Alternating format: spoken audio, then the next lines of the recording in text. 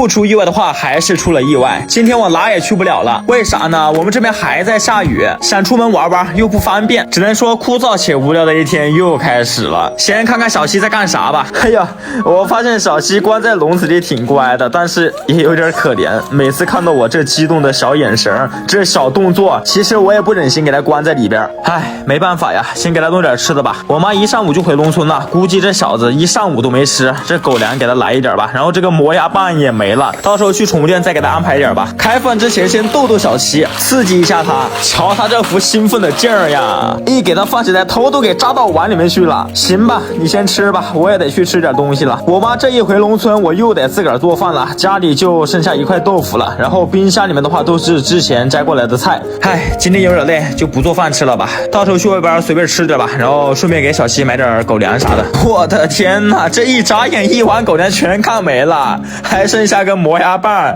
这磨牙棒你是吃呢还是在玩呢，小西？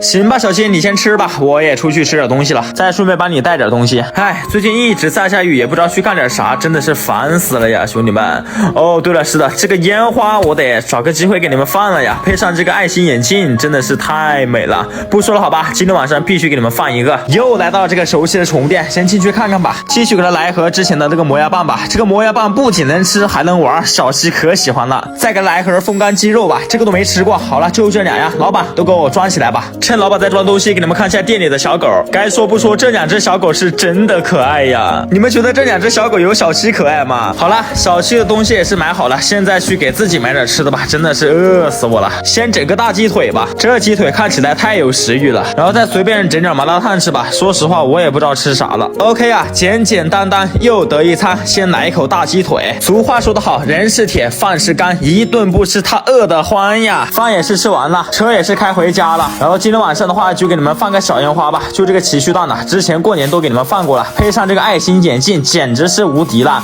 不说了好吧，这两个烟花下次再给你们放。这一到家就看到小西蹲门口来了，看来是来迎接我了呀。来来来，小西看我给你带了啥？哎呀，他估计是闻到这个味儿了，先给他来个鸡肉条吧。这鸡肉条也是他第一次吃，不知道他喜不喜欢呀。哎呀，这也太激动了吧，直接扑过来就是啃呀。行吧，小西你就先在这儿吃吧，我也得去干点活了。其实我也不知道干啥，这下雨天的出去玩也玩不了，哎，看来只能在家里打打游戏了。好久都没有玩这个游戏了，枯燥且无聊的一天又这么结束了。不出意外的话，你们明天还会刷到我的。